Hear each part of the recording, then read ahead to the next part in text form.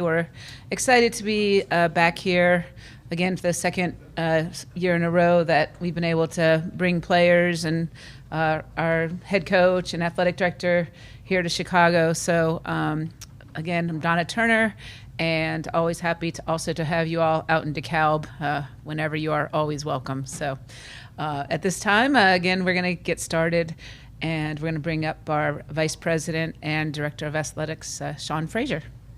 First off, thanks a lot for being here. We make it a normal practice. We see Chicagoland. Chicago is a home for the Huskies. Our over 200,000 living alums in the Chicagoland area.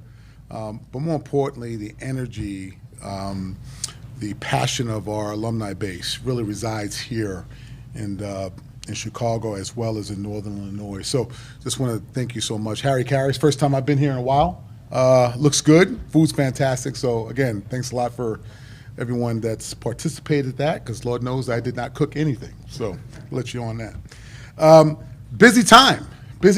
You know, it really doesn't stop. I always talk about there's no such thing as standing still. You're either moving forward or you're moving back, and that's definitely the case when you talk about college athletics.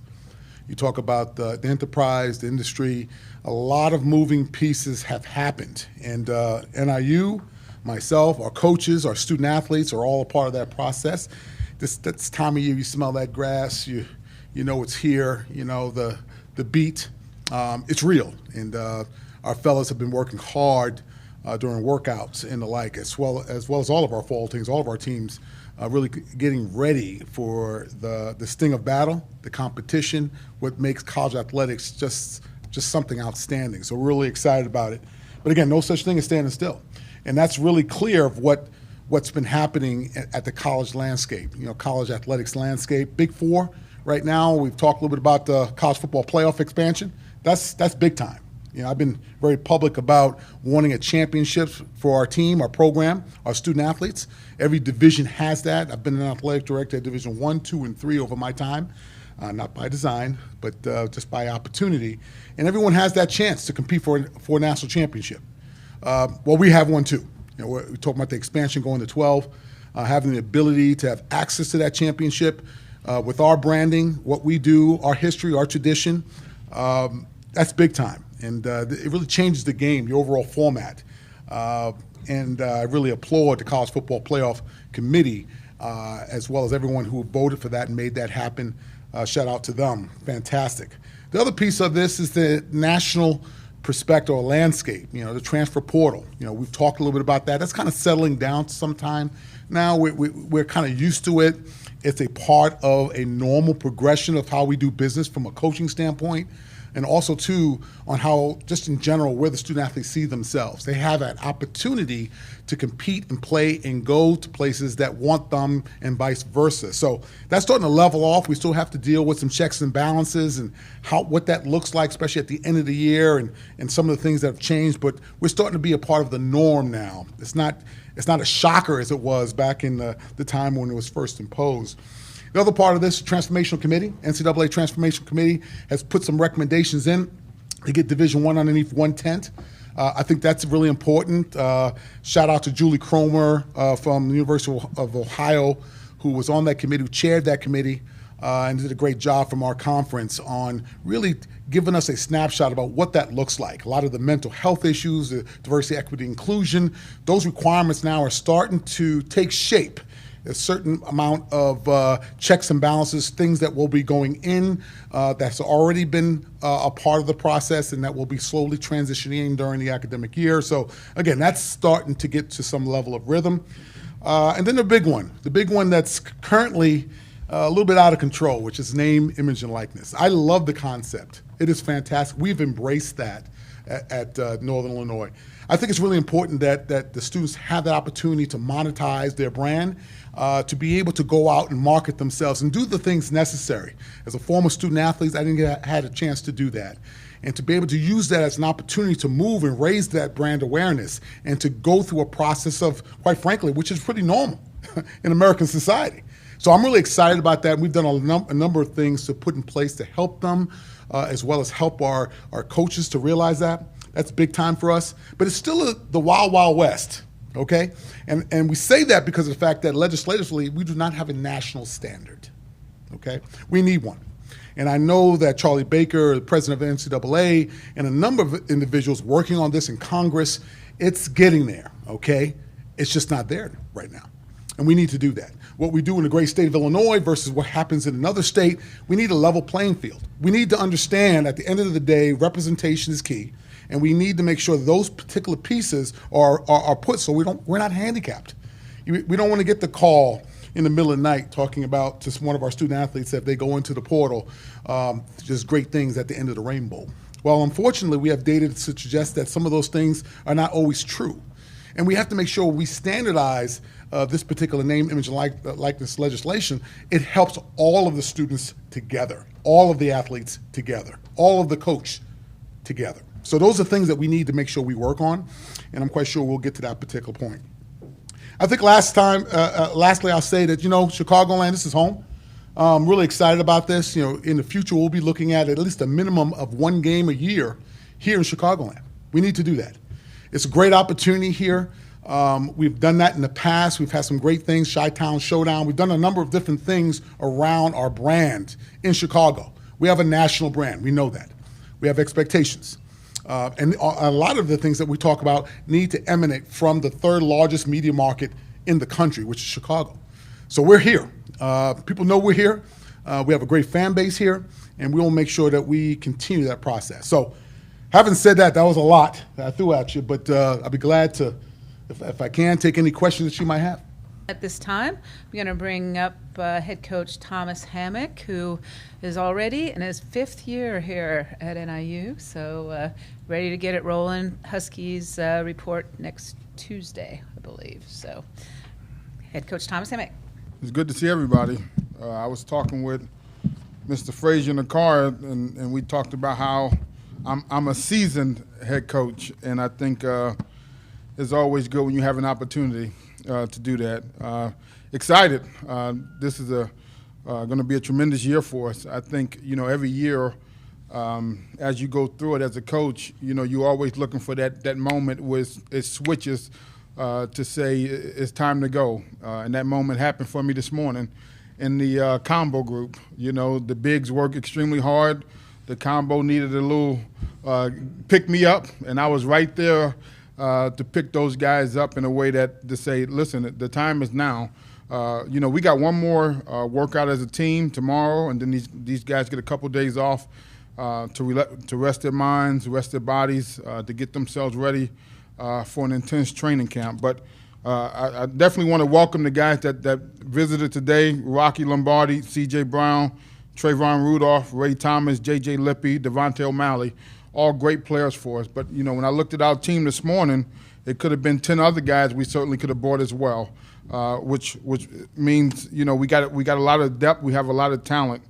The big thing for us is, I think our team has worked extremely hard from January to now. But as a coaching staff, we really wanted to focus on making sure these guys were fresh mentally and physically. And I think we accomplished that. I think that's the big thing going into it.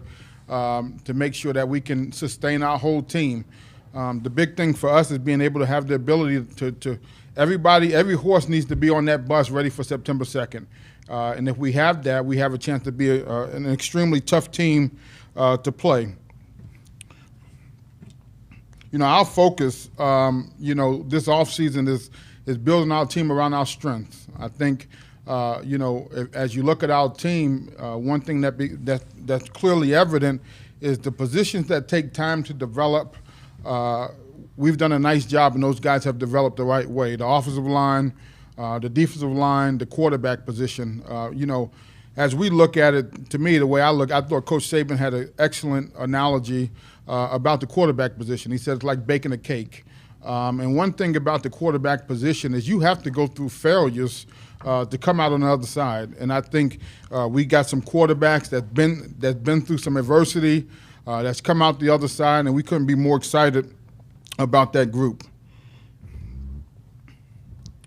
One thing, my staff has spent a lot of time talking about this offseason is, for us to win, we have to stop from losing and stop the things that causes you to lose a game. Things we focused on, ball security. Got to be great in that area. Tackling, penalties, red zone scoring on offense and defense, third down. And then, as we know, this is a very unpredictable league. But one thing that is certain is a one-possession league. And so we have to be brilliant in one-possession games. And so our training camp is going to be focused on, how do we win those one-possession games? How do we change the tide? And to me, that's where we're going to have an opportunity to lean on the experience.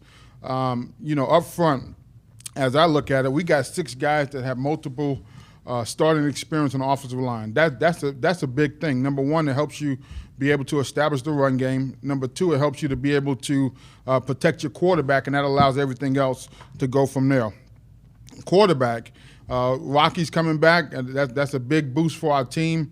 I think a month ago, I think he really turned the corner in his development, his excitement, but also couldn't be more excited about Ethan Hampton and the way he's developed this spring. I think we talk about, those failures sometimes. Sometimes those failures allow you to come out on the other side. Then we added some good additions to our team. I think we had a lot of depth. We had a lot of experience, but we added some good pieces that we felt could not only solidify the depth, but also create competition that will help us sustain throughout a 12, 13, 14-game season, however many games we play. Added 2 backs, Gavin Williams and Kendrell Flowers, 2 veteran guys that's played a lot of football that we feel good about. Added 2 excellent receiving target type tight ends, and Grayson Barnes and Christian Carter, 2 guys that give our offense and give the quarterbacks another look.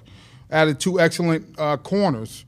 That's an area that we wanted to make sure we upgraded this season, was the depth in the secondary and guys that can go out and cover. One piece we added I think will be overlooked until the fourth quarter when it's time to go make a field goal is the kicker. We added Jake Seifert from Ohio State, and he has a big-time leg to compete with Cannon. Added some linebackers. I think that was a spot, that we felt like we needed to upgrade the talent and the competition. Then we had a couple guys switch positions. George Gums comes to mind as a young man that, now he's at the defensive end position. Gives us a pass rush ability. His physicality and want-to is there for that side of the ball. And then Lewis Fry is a guy that moved down to the nickel spot for us that gives us flexibility to stop people in the run game and the pass game. Then we had guys make huge jumps in our program. I mean, one thing about us, we are a developmental program. We believe in development. We take guys that made it maybe under the radar, and they get in our program and they develop. Guys like Nate Vaccarell, young man that was out South Dakota, came in, started on special teams, has put himself in a position to be a starter. C.J. Brown has developed. Every year he's gotten better. I think that's been something that's happened. Javon Bird, Keyshawn Pipkin is a young wide receiver that we feel is ready to make that type of jump. Ethan Hampton, Brock Lampy. For us, we got to continue that development with a few more guys on our team. But the great thing about it is we have 25 practices before our first game on September 2nd. 25 opportunities to walk out there every day and get better. And for us, we are going to stay committed to the process of being the best team we can be, because that's the only thing that matters. Anybody's expectations outside of ours, we ignore. I think our players are hungry. I think they have a chip on their shoulder. I think they understand that we can be a very good football team if we put the work in, and now starts that work. So for us, we're going to focus on us. Next week, we open up camp on Wednesday. It will be our first practice. Couldn't be more excited about this football team and the direction that we're headed. Thank you. Any questions? Coach, is this the most experienced team that you've had in your 5 years? Yes, I would say this is definitely the most experienced team. And I think that experience is in the trenches, O-line, D-line. We got a lot of guys back that's played multiple year starters. And I think that makes a difference because these guys understand what it takes, what it looks like, in the preparation that it takes to be successful. How big is it? You touched on it briefly, but how big is it to have Rocky back? He only got 4 games last season. No, I mean it's big. Just for him, you want to see a guy have an opportunity to go out the way they want to go out. And when he got injured last year, he expressed that he wanted to come back very early in that process, and so it was about making sure that he can get himself where he needs to be to go perform at a high level. This guy, he thinks he's an NFL quarterback, and if he's healthy, there's no doubt in my mind he could be that type of player. That the schedule at Boston College, at Nebraska, taking on the ACC and Big Ten. Talk a little bit about the non-conference. No, I think the non-conference is a great test for us to get us ready for the MAC, which is a very competitive conference. Obviously, to open up at Boston College, that's a big game, a chance to go against an ACC opponent. But also, we got to come back home and be ready to play a really good Southern Illinois team that beat Northwestern last year. So we got our work cut out for us. In Nebraska, we'll get a feel for them the first couple games with a new staff, and the same with Tulsa with a new staff to figure out, their personnel, what type of schemes they want to run, and how they want to try to attack people. So I think it's a great test. We want to carry more guys. We want to get more guys ready than we need, and I think that's the big thing for us right now. Is we don't know who we're going to need or when we're going to need them, but we need to have them prepared. When you look at the rest of the conference, I know you guys came in like third in the coaches poll. I know you don't pay a lot of attention to that, but who do you look at? Would you break down the conference, the rest of it? Yeah, I think, right now the conference is very strong, but after 4 weeks, you don't know what that looks like. I mean, so injuries are part of the game, and I think that's part of the unpredictability of the conference is that you have to play that non-conference, you have to play those big games, and then after 4 weeks, we'll have an idea of what the conference looks like. But on paper, Toledo's a very strong team. Eastern Michigan, I think, finished second. We played them last year and played well against them. And on the East, you got Ohio, you got Miami, you got Buffalo. So from top to bottom, I think it's very competitive. But also, you don't know what your team is going to look like 5 weeks into the season as well. So, for us, it's about staying focused on us, improving as a football team, and having ourselves ready to play each and every single week. Coach, obviously you're aware of the allegations and the things that are happened or may have happened at Northwestern. Is this something that every coach in the country is going to have to address with their team? Well, I mean, I think that's something we address all the time, how to treat people with respect. We got 3 rules in our program. Respect yourself, respect your teammates, respect the program. And I think we talk about that constantly in a bunch of different ways. And I think our kids have done a great job taking care of themselves, taking care of their teammates, and walking them into a brotherhood that we have at NIU. What impressed you most about the portal guys? Why did these portal guys pick NIU? Yeah, anytime that you decide to, take a young man from the portal, you have to make sure there's a fit. We do things a certain way. We believe in doing things a certain way on the field, off the field. The totality of the man is important in our program. And so that's first and foremost. And, when you're dealing with a team of 120 guys, 118 guys, it's important that we're all not going to be the same. We're all not, but we have to make sure we have a standard of how we do things. And so anytime you bring a young man into your program, you're always leery of, what you're bringing in. But these guys have come in and worked tremendously hard. They tried to build friendships with their teammates, and they're very competitive. So we felt like from a social standpoint, from an athletic standpoint, these guys fit, and they've been everything we've expected and some. Yeah, no, it is great to be back, and like you said, it was painful to watch last season. These are my guys, so anytime that I can't be out there and give them a chance to win or help them to win a game is really tough. And there was a lot of tough times throughout my injury, but I'm glad to be back and really excited for fall camp. I think we got a talented team, and we're excited to show you guys what we got. You 100%? Yep. 100%. Well, when you look at what you have on this team, Coach talked about the experience, but that goes a long way. You can only get experience 1 year at a time. This is maybe the most experienced team coach that he's had under his tenure. How big is that going to be for you guys? Yeah, it's huge. You look at our 21 team that won, and it's a lot of the same guys. Well over half, I think. And now we're 2-3 years older, so it's huge. You know, the chemistry is a lot different, the size, the strength. You know, look at Ray Thomas and Vito from 21 to 23. You know, they're not even the same guys. They look like they ate themselves 2 years ago. You know, so the size and the experience is huge. And you know, that's how you win games. You know, is the chemistry and the physicality. And you win games with a good offensive line too. Obviously, we're talking about experience. You've got that as well. Just how exciting is that for you too? Yeah, it's exciting. I've had a good O-line my whole career here, and it's the same guys. So, like I said, they just keep getting better. Allows me to be comfortable back in the pocket. Allows us to have a good run game, which makes good play action, which allows us to throw the ball as well. So, good O-line opens up a lot of platforms for us. Like Rocky said, we got a very veteran offensive line, but when Rocky's back there, I feel like we can do anything in this league, and I think just having Rocky healthy and him being able to throw the ball like he can and be able to run, I think just adds a lot to our team. Rocky, you could have left. Why did you come back? Why did you do 2023? I had to come back because unfinished business. Because you won here already. Yeah. No, I think it is a little bit of unfinished business. I came here. I wanted to go 2 for 2. I didn't get the opportunity to, so I guess we're gonna have to go 2 for 3.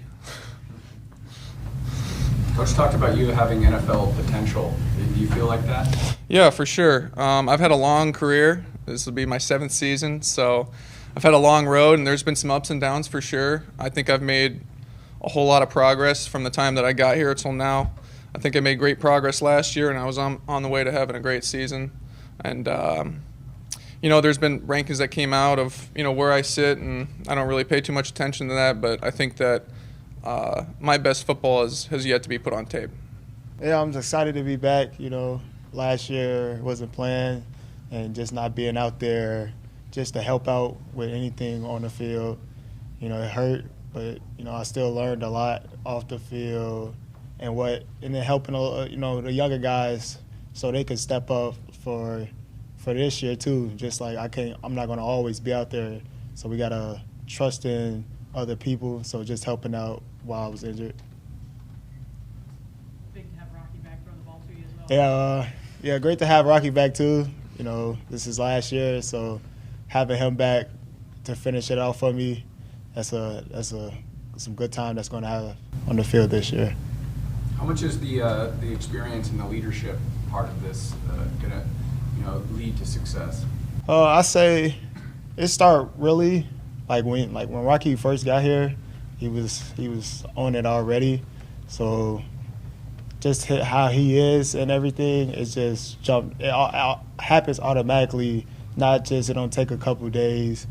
The older guys are already talking to you, making sure what's going on. When my freshman year was COVID year, they already had stuff laid out. This is how we do it. When you go outside for practice, you touch the dog. When you come in, you touch the dog. So they already had boundaries. You respected them. It was never that the leadership is walkie or nothing like that. So just him coming in added more leadership than what was already here. Coach talks about this team being hungry this year. How hungry would you guys say that you are? Like he said, the plan was to go 2 for 2, but couldn't do it. So 2 for 3 is the plan. But having everybody back 100% is great for the team. It's great for everybody based on we still got new pieces no one has seen. So that helps out. You don't know what they can do. But everyone being 100% that's our best game. CJ, you want to answer that question also about the hunger of the team? You're one of our veterans. I got you. I would just say we're hungry, man. I feel like a lot of people are doubting us, but like Ham said, we don't really get into that. We don't feed into that. It's more for the media, for everybody else that's not in the room with us. I mean, we're coming back for it all this year. I feel like last year, a lot of things as far as injuries and whatnot. I mean, but we're better than ever. Like Rocky said, we have a lot of guys from the 2021 year that's still on the team, and a lot of guys have been playing since true freshmen. Like I feel like everybody here has been playing as a freshman. I mean, so for us not to have a successful season, I mean, that's not what we're looking for. It's like we're gonna have a great year this year, definitely. TJ, for you, the defensive side, where do you guys want to improve the most? I would say secondary for sure. Probably start with myself. I feel like definitely get the safeties more under leadership wise, where we're the strong suit of our team because we're the quarterbacks of the defense anyway. But and then mainly, I mean, our whole defense, I feel like we can all get better as far as just our football IQ, situational things. I mean, that's even on him. He puts us in certain situations in practice, like maybe 2-minute drill, maybe fourth quarter. So it's like, as far as that, just IQ, and then mainly that's it, really. You talk a lot about leadership on the squad. Do you see yourself as a leader back in the defense? Oh, yes, definitely. Yep. Veteran guy, I mean, been playing since I've been here. So I feel like a lot of guys look up to me. I might not be the most vocalist leader we have, but I definitely might pull guys to the side to bring them, like, and say little pointers to them. I feel like I'm a well-respected guy as far as my work ethic and then the things I do on and off the field. Obviously, some of the other guys have talked about it, but how excited are you? What are your expectations for this season? Oh, I'm very excited for the season. Expectation is just to win games. I mean, I don't want to put like no label on what we want to do for real, but like the expectation is 100% to win games. You got to the quarterback last year. How do you guys improve on that in getting those sacks? Repetition, putting in work after hours, grabbing young guys, just trying to get the next man up ready. Competition between him and you and offensive party going against Rocky. How's that like in practice, and how's that get you ready for the season? I mean, practice is always going to be the most competitive that we, go through. Like, we have an amazing O-line. We have an amazing D-line, so us just going up against each other every day, it just molds us better every day. This is an exciting time. A lot of the same guys that were on the championship team. What's it going to take to get back to that championship? I mean, I think we've done a lot of things like we've did the championship year. It's just taking those steps to get us better. Some of those things could be just bringing the younger guys with us and making sure that they know what to do, because we never know who we may have to play. So bringing the younger guys with us, making sure they know their responsibilities and how to do things will lead us to that. Ray, do you think your group, along with the D tackles and Devontae, is one of the deepest on the team? Yeah, we got a lot of people on the D-line, and I think that's going to play into our hand, and I think it'll be a good thing coming into the season. A little disrespect. You went back 2 years ago. No one's picking you this year. Is there a little bit of chip on the shoulder for you guys? I mean, we don't really buy into that, so it's not something that's going to hang over our head or anything like that. We just come out to play, and when the expectation is to win games.